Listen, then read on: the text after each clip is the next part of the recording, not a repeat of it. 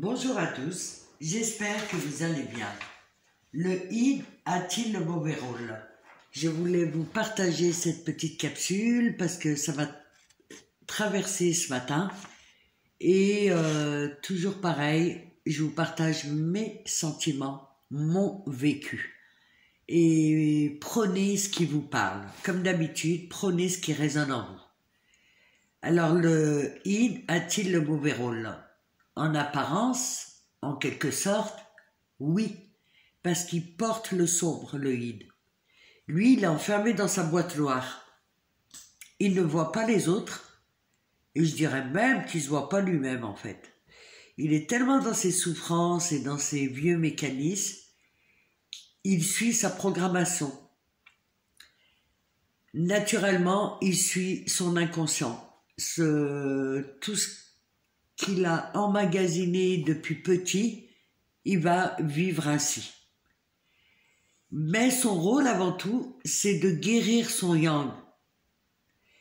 Pour qu'il puisse guérir son yang, il va lui présenter le matériel traumatique, le matériel sombre. Et c'est au yang d'élaborer ce matériel traumatique, le matériel qu'il porte. Et le fait que le yang, il élabore à chaque fois ce que lui présente son yin, ça va le délivrer et il va délivrer ainsi, par ces mécanismes-là, il va délivrer ainsi le yin. Et pour ça, le yin, il va falloir qu'il reste endormi. Ce qu'il fait, ce qu'il dit, ce qu'il pense est complètement faussé au sujet de son yang.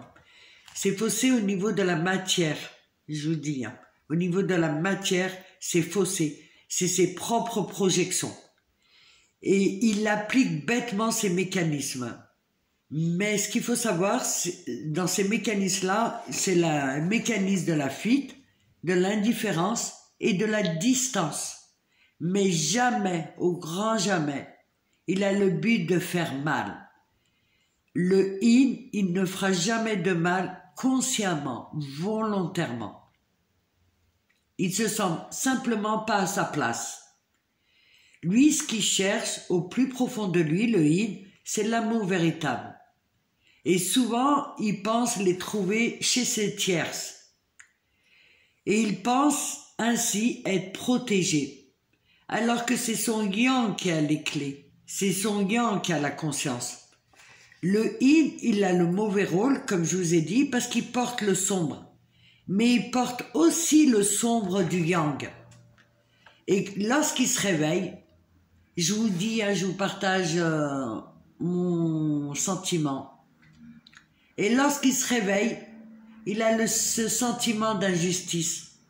Comment, durant tant d'années, il a porté le sombre de son yang?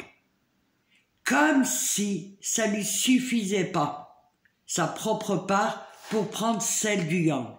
Mais en réalité, cette mécanique, elle est très très bien faite. Il y a chacun son rôle. Il y a le yang qui élabore et le yin qui présente le matériel traumatique des deux. Parce que s'il ne présentait pas le matériel traumatique, comment le yang puisse purifier tout ça? Et donc son rôle, c'est de pousser son yang à élaborer, à se délivrer de lui-même. Délivrer dans le sens du yang qui voit son potentiel, qui voit sa lumière, qui se focalise sur lui et surtout qui s'aime. Et le fait de se délivrer lui-même, le yang, par effet de vase communicant, il délivre automatiquement son yin. C'est le yang qui a la lumière et la conscience, et le yin, il a l'amour véritable. Le yang, il chemine parce qu'il sait que l'amour existe. Au départ, il le sait, tout au profond de lui, il le sait, le yang, que l'amour existe. En fait, tous les deux savent que l'amour existe, mais le yin ne sait pas élaborer, il ne sait pas cheminer. C'est pour ça que le yang chemine. Et ce qui les sépare, c'est le sombre. Il va se manifester sous diverses formes, de diverses manières. J'allais dire presque, peu importe ce que c'est que le sombre. L'idée, c'est de le dépasser, de le transformer, de transcender ce sombre peu importe les causes. C'est vraiment d'élaborer et de mettre de la lumière dans ce chemin et d'accueillir tous deux l'amour véritable. Voilà le rôle de chacun et je pense qu'à un moment, il faut remercier l'autre de son avancement parce que tous les deux avancent.